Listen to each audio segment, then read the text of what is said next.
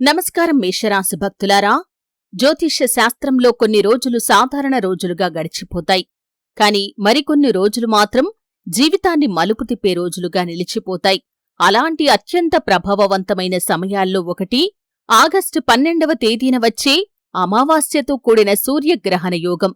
ఈ సమయంలో సూర్యుడి తేజస్సు గ్రహణం వల్ల మరుగున పడటం, అమావాస్య కారణంగా చంద్రబలం తగ్గిపోవటం వల్ల అనేక రాశులపై ప్రభావం కనిపిస్తుంది. అయితే ముఖ్యంగా మేషరాశివారు ఈ సమయంలో మరింత అప్రమత్తంగా ఉండాలని జ్యోతిష్య శాస్త్రం చెబుతోంది.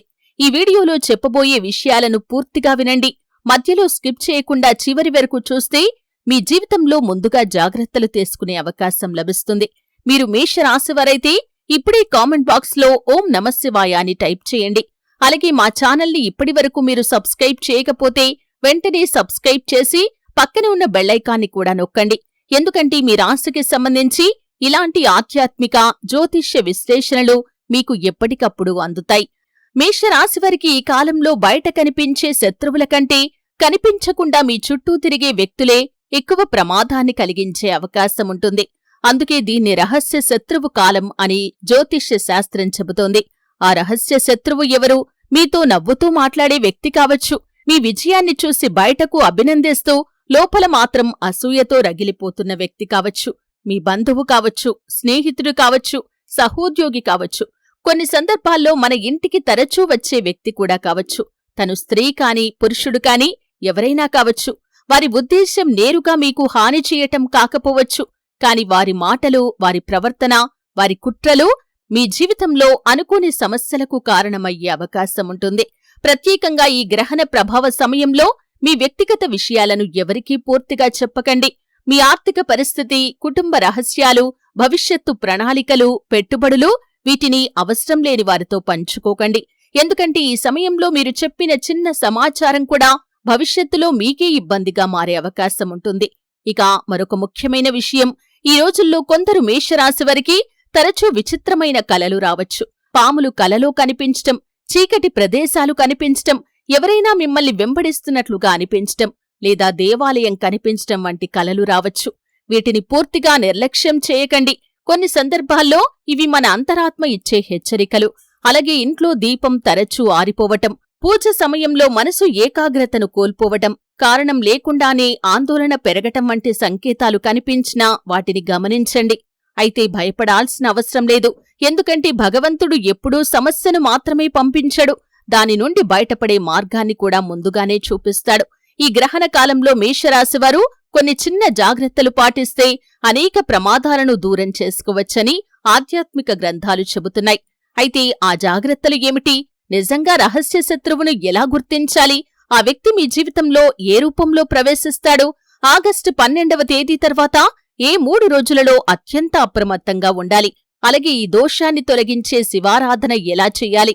ఈ విషయాలన్నింటినీ ఇప్పుడు ఒక్కొక్కటిగా తెలుసుకుందాం. ఇక ఇప్పుడు అసలు విషయానికి వస్తే, రహస్య శత్రువు మీ జీవితంలో ఎలా అడుగు పెడతాడు? చాలామంది శత్రువు అంటే ఎదురుగా నిలబడి పోరాడే వ్యక్తి అని అనుకుంటారు. కాని జ్యోతిష్య శాస్త్రం చెప్పే రహస్య శత్రువు అలాంటివాడు కాదు. అతను మీకు ఎంతో దగ్గరగా ఉంటాడు. మీ ఆనందాన్ని చూసి నవ్వుతాడు, మీ బాధను చూసి ఓదార్పు మాటలు చెబుతాడు. కాని లోపల మాత్రం మీ అభివృద్ధి ఆగిపోవాలని కోరుకుంటారు. మేషరాశివారు సహజంగా నమ్మకస్తులు. ఒకసారి ఎవరి మీదైనా విశ్వాసం పెరిగితే వారికి మనసులోని విషయాలన్నీ చెప్పేస్తారు. ఇదే మీ గొప్పతనం. కాని ఇదే కొన్నిసార్లు మీ బలహీనతగా కూడా మారుతుంది. ఈ గ్రహణ కాలంలో ముఖ్యంగా 3 విషయాల్లో జాగ్రత్త అవసరం. మొదటిది మాట. ఎవరితో మాట్లాడుతున్నారో, ఏ విషయం చెబుతున్నారో 1కి 2 సార్లు ఆలోచించండి. ముఖ్యంగా ఉద్యోగం, వ్యాపారం, డబ్బు, కుటుంబ సమస్యలు ఇతరులతో పంచుకోవద్దు. రెండవది కోపం. ఈ సమయంలో చిన్న విషయాలకే కోపం రావచ్చు. కోపంలో తీసుకున్న నిర్ణయం తర్వాత పెద్ద నష్టానికి దారితీస్తుంది. కాబట్టి స్పందించే ముందు కాసేపు ఆలోచించండి. మూడవది సంతకం. ఏ పత్రంపైనైనా చదవకుండా సంతకం చేయకండి. అప్పు, భూమి, వ్యాపారం లేదా డబ్బుకు సంబంధించిన పత్రాల విషయంలో అత్యంత జాగ్రత్తగా ఉండండి. ఇప్పుడు చాలామంది అడిగే ప్రశ్న ఏమిటంటే, ఈ ప్రమాదం ఎప్పుడు వస్తుంది అని. జ్యోతిష్య పరంగా చూస్తే గ్రహణ ప్రభావం కేవలం ఆ రోజుకే పరిమితం కాదు. దాని ముందు కొన్ని రోజులు, తర్వాత కొన్ని రోజులు కూడా ప్రభావం కనిపించవచ్చు. అందుకే ఈ కాలంలో తొందరపాటు నిర్ణయాలు తీసుకోవటం మంచిది కాదు. అయితే ఒక విషయం మాత్రం గుర్తుంచుకోండి, ఈ గ్రహస్థితి మిమ్మల్ని భయపెట్టడానికి రాలేదు, మిమ్మల్ని అప్రమత్తం చెయ్యటానికి వచ్చింది. భగవంతుడు ముందుగానే హెచ్చరికను ఇస్తాడు. వినేవారు రక్షించబడతారు, వినని వారు తర్వాత బాధపడతారు. అందుకే ఈ సమయంలో ప్రతి ఉదయం స్నానం చేసిన తర్వాత ఇంట్లో దీపం వెలిగించి పరమశివుడికి లేదా మీ ఇష్టదైవానికి భక్తితో ప్రార్థన చెయ్యండి. 5 నిమిషాలైనా ప్రశాంతంగా నామస్మరణ చెయ్యండి. మనసుకు ఎంతో ధైర్యం కలుగుతుంది. ఇప్పుడు మరొక ముఖ్యమైన విషయం, కొంతమంది మేషరాశివారికి ఈ సమయంలో అకస్మాత్తుగా పాత పరిచయాలు తిరిగి రావచ్చు. చాలా కాలంగా మాట్లాడని వ్యక్తి ఫోన్ చేయటం, పాత స్నేహితులు కలవటం, గతంలో విభేదాలు ఉన్న వ్యక్తి మళ్లీ దగ్గరవటానికి ప్రయత్నించటం జరుగుతుంది. ప్రతి ఒక్కరినీ అనుమానించాల్సిన అవసరం లేదు, కాని ఎవరి మాటనైనా వెంటనే నమ్మి నిర్ణయం తీసుకోవటం మాత్రం మంచిది కాదు. ఎందుకంటే రహస్య శత్రువు చాలాసార్లు సహాయం పేరుతోనే జీవితంలోకి ప్రవేశిస్తారు. అయితే ఈ గ్రహణకాలం ముగిసిన తర్వాత మేషరాశివారికి ఎలాంటి శుభమార్పులు వస్తాయి? భగవంతుడు పంపే 5 శుభ సంకేతాలు ఏమిటి? వాటిని ఎలా గుర్తించాలి? ఈ వివరాలు కూడా ఇప్పుడు మనం తెలుసుకుందాం. మేషరాశి భక్తులారా, ఇప్పుడు భగవంతుడు మీకు ముందుగానే ఇచ్చే కొన్ని శుభ సంకేతాల గురించి తెలుసుకుందాం. మొదటి సంకేతం, మనస్సు చెప్పే హెచ్చరిక. కొన్ని రోజులుగా ఏదో ఒక వ్యక్తిని నమ్మకూడదనే భావన మీలో కలుగుతూ ఉండవచ్చు. కారణం లేకుండానే ఆ వ్యక్తితో మాట్లాడాలని అనిపించకపోవచ్చు. జ్యోతిష్య శాస్త్రం ప్రకారం కొన్నిసార్లు ఇది దైవం ఇచ్చే అంతరంగ హెచ్చరిక. అలాంటి భావన వస్తే నిర్లక్ష్యం చేయకండి. ఇక రెండవ సంకేతం, దేవాలయానికి వెళ్లాలనే కోరిక. ఇప్పటివరకు దేవాలయానికి తరచుగా వెళ్లని వారు కూడా ఈ సమయంలో అకస్మాత్తుగా శివాలయం లేదా హనుమాన్ ఆలయానికి వెళ్లాలనే కోరిక కలుగుతుంది. ఇది మనసును పవిత్రం చేసి ప్రతికూల ఆలోచనలు తగ్గించే దిశగా ఒక శుభ సంకేతం. మూడవ సంకేతం, పాత సమస్యకు పరిష్కారం. ఎన్నో రోజులుగా నిలిచిపోయిన ఒక పని అకస్మాత్తుగా ముందుకు కదలటం, ఆలస్యమైన డబ్బు రావటం, ఉద్యోగంలో ఒక మంచి సమాచారం రావటం వంటి మార్పులు కూడా మేషరాశివారికి ఈ కాలం తర్వాత కనిపిస్తాయి. అయితే ఒక విషయాన్ని గుర్తుంచుకోండి, శుభ ఫలితాలు పొందాలంటే మన కర్మ కూడా శుభంగా ఉండాలి.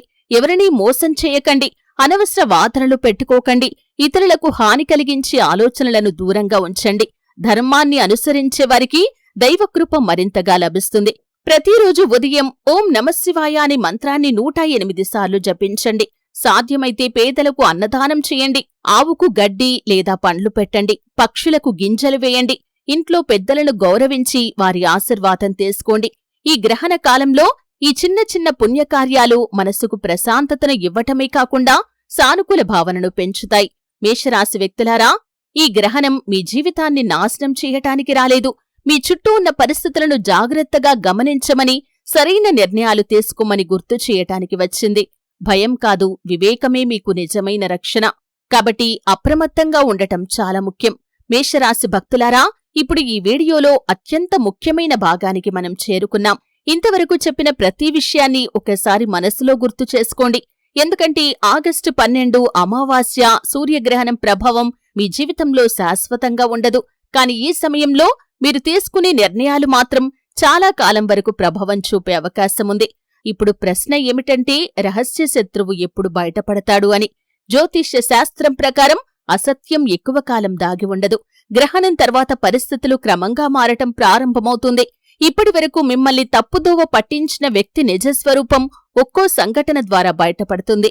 ఎవరో ఒకరి మాటల వల్ల, ఒక చిన్న సంఘటన వల్ల, లేదా అనుకోకుండా బయటపడిన ఒక నిజం వల్ల మీకు చాలా విషయాలు అర్థమవుతాయి. ఆ సమయంలో కోపంతో ప్రతీకారం తీర్చుకోవాలని ప్రయత్నం చేయకండి. నిశ్శబ్దంగా దూరంగా ఉండటం చాలా సందర్భాల్లో గొప్ప విజయమవుతుంది. ఈ కాలంలో తప్పక నివారించాల్సిన 3 పొరపాట్లు ఉన్నాయి. మొదటిది, కోపంలో సంబంధాలను తెంచుకోవద్దు. రెండవది, ఎవరి మాట విన్న వెంటనే నిర్ణయం తీసుకోవద్దు. మూడవది, ఆశతో కొత్త పెట్టుబడులు లేదా పెద్ద ఆర్థిక నిర్ణయాలు తీసుకునే ముందు పూర్తిగా ఆలోచించండి. మేషరాశివారికి ఈ కాలం ఒక పరీక్ష లాంటిది. పరీక్షలో ఉత్తీర్ణులయ్యేవారు మరింత బలంగా బయటకు వస్తారు. అలాగే ఈ గ్రహణం కూడా మీలోని ఓర్పు, వివేకం, భక్తిని పరీక్షించే సమయం. గుర్తుంచుకోండి, భగవంతుడు మనకు కష్టాలను ఇవ్వడు, మనలో ఉన్న శక్తిని బయటకు తీసుకురావటానికి అవకాశాలను ఇస్తాడు. అందుకే ప్రతి ఉదయం భగవంతుణ్ణి స్మరించండి, పెద్దల ఆశీర్వాదం తీసుకోండి, ధర్మ మార్గంలో నడవండి. అప్పుడు ఎలాంటి రహస్య శత్రువు మీకు హాని చేయలేడు. మేషరాశి భక్తులారా, ఈ వీడియో మీకు ఉపయోగపడిందని అనిపిస్తే తప్పకుండా లైక్ చేయండి. మీ అభిప్రాయాన్ని కామెంట్ బాక్స్ ద్వారా మాతో షేర్ చేసుకుని, అలాగే పక్కన జై శ్రీరామ్ అని కానీ, ఓం నమఃశివాయ అని కానీ రాయండి. అలాగే మా ఛానల్ని ఇంకా సబ్స్క్రైబ్ చేయకపోతే ఇప్పుడే సబ్స్క్రైబ్ చేసి బెల్ ఐకాన్ని నొక్కండి. మీ ప్రేమ, మీ ఆదరణే మాకు మరిన్ని ఆధ్యాత్మిక వీడియోలను తీసుకురావడానికి చక్కటి ప్రేరణ. భగవంతుడి ఆశీస్సులు మీకు, మీ కుటుంబానికి ఎల్లప్పుడూ ఉండాలని మనసారా కోరుకుంటూ మరో ఆసక్తికరమైన ఆధ్యాత్మిక వీడియోలో మళ్ళీ కలుద్దాం. నమస్కారం.